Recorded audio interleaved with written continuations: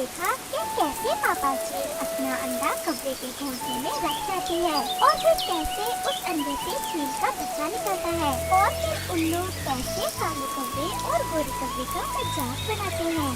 बेटा तुम मेरे ही बच्चे हो, ये उल्लू तो होते ही शैतान है, हर समय शरारत करते रहते हैं। गौरी अब चलिए वापस घर, शाम होने वाली है। और फिर वो सब वापस अपने घर चले जाते हैं। मामा पापा मैं अब बड़ा हो गया हूँ और अब आपके लिए भोजन मैं ही लाया करूँगा और भाई भी मेरे साथ जाया करेगा।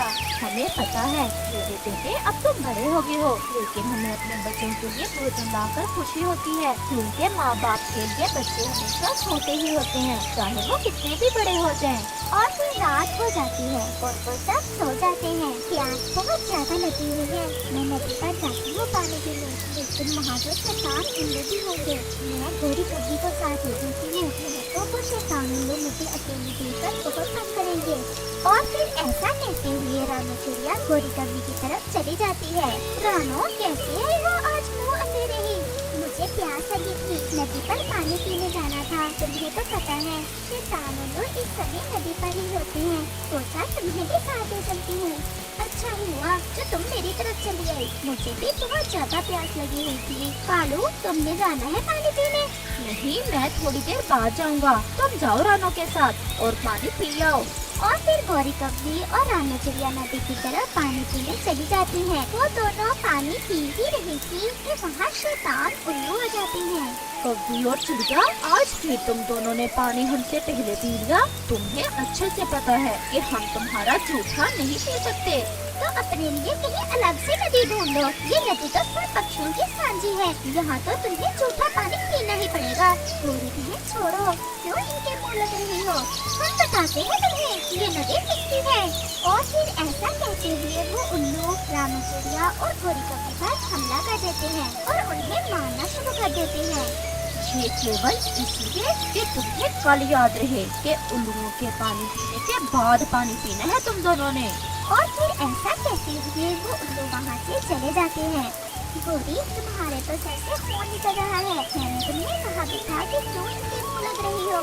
ये लड़ना चाहते थे, अगर मैं ना भी बोलती तो फिर भी ये लड़ाई जरूर करते।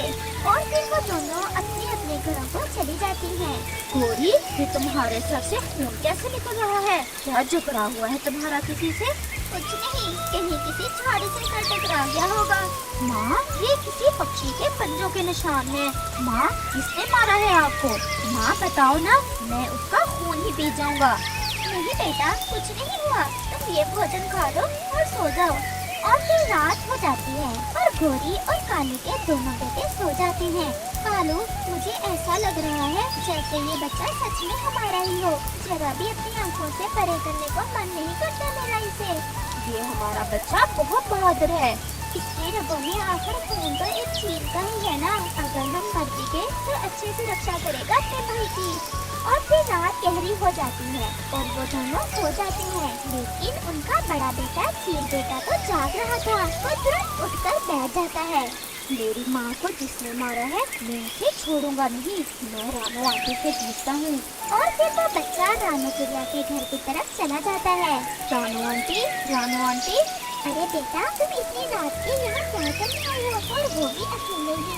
आंटी माँ को किसने घायल किया? माँ के सर से खून निकल रहा था जब वो नदी से पानी पीकर आई थी। बस बेटा ये कौन सा पहली साल हुआ है, उन शैतान उल्लुओं का तो काम ही यही है, आए रोज किसी न किसी पक्षी को घायल कर देते हैं। लेकिन अब नहीं करेंगे। ऐसा कहते हुए वो चील बेटा वहाँ से चला जाता है। वो सीधा उल्लुओं के घोंसलों की तरफ जाता है। उल्लू अपने घोंसले में जाग ही रहे थे। तुमने मेरी माँ को मारा? जी मारा है, लेकिन तुम्हारी माँ को नहीं, गोरी कब्बी को मारा है। तुम तो ऐसे ही उसके बेटे बने फिरते हो, तुम तो एक चील के बच्चे हो। मैं बताता हूँ तुम्हें कि तुमने किसे मारा है। और फिर ऐसा कहते हुए चील बेटा उन उल्लुओं पर हमला कर देता है और वो उन दोनों को मारने लगता है। वो अपनी तेज चोंच से मार मार कर उन उल्लुओं का बुरा हाल कर देता है। अगर मैं चाहूँ तो तुम्हें जान से भी मार सकता हूँ, लेकिन छोड़ रहा हूँ केवल इसलिए कि तुम याद रखो और बाकी उल्लुओं को भी बता दो कि अब इस जंगल में अगर तुमने किसी से पंगा लिया तो समझ लेना सब पिटोगे मुझसे। और फिर ऐसा कहते कहते हुए वो चील बेटा वहाँ से चला जाता है। इसकी चोंच इतनी तेज थी और इसमें तो ताकत भी बहुत ज्यादा थी। लेकिन अब हमें इसका कुछ ना कुछ तो करना ही होगा। जब तक ये इस जंगल में है हमारी तो रोज बेइज्जती होगी पक्षियों के सामने। सब पक्षी डरते थे हमसे, लेकिन हम मुकाबला भी तो नहीं कर सकते इसका, क्योंकि ये तो एक चील है। तुम चलो मेरे साथ, मैंने इसका उपाय ढूंढ लिया है। लेकिन कहाँ? इसके बाप के पास। मुझे पता है वो कहाँ रहता है। हम उसे बताते हैं कि उसका बेटा कितना बड़ा हो गया है और फिर वो उसे अपने साथ ले जाएगा। और फिर ऐसे वो उल्लू रात के अंधेरे में ही दूसरे जंगल की तरफ चल देते हैं और फिर सुबह हो जाती है। माँ चले नदी पर पानी पीने, मुझे भी पानी पीना है। कालू तुम छोटे बेटे के साथ जाओ और भोजन की खोज कर लो। मैं अपने बड़े बेटे के साथ नदी पर जा रही हूँ। और फिर गोरी कब्बी अपने चील बेटे के साथ नदी की तरफ चल देती है। वो दोनों जैसे ही नदी पर पहुँचते हैं तो रानी चिड़िया वहाँ घूमने से आई हुई थी। गोरी बहन, मैं तो तुम्हारी तरफ जाने वाली थी। क्या हुआ रानो? और फिर रानी चिड़िया चील बेटे से ऐसा कहती है, बेटा तुम रात को उन उल्लुओं को मार कर आए थे और उनके घोंसले भी तोड़ दिए तुमने। रानो, ये तुम क्या कह रही हो? मेरा बेटा तो रात मेरे पास ही सोया हुआ था। सॉरी माँ, मैं आपको बताए बगैर गया, लेकिन उन उल्लुओं को सजा देना भी जरूरी था। गोरी, हमारे इस बहादुर बेटे ने तो ऐसा मारा उन उल्लुओं को, वो तो जंगल ही छोड़ने हैं। मैंने आते हुए देखा उनके घोंसले भी गिरे पड़े थे और वो कहीं नजर भी नहीं आ रहे थे। उन्होंने मेरी माँ को मारा था। और फिर गोरी कब्बी उस बच्चे को अपने गले से लगा देती है। रानो, कालू भोजन लेकर आ ही गया होगा, तुम भी मेरे साथ ही आ जाओ। आज भोजन मेरे घर ही कर लेना तुम भी। और फिर वो सब गोरी कब्बी के घर की तरफ चल देते हैं। और जैसे ही अपने घर पहुँचते हैं, वहाँ तो एक बड़ी चील उल्लुओं के साथ बैठी उनका इंतजार कर रही थी। मेरा बेटा, मेरा बेटा, ये मेरा बेटा है। आ गया है इसका असल बाप। अब ले जाएगा अपने बेटे को अपने साथ और तुम देखते ही रहना। मैं अपना बेटा किसी को नहीं दूंगी।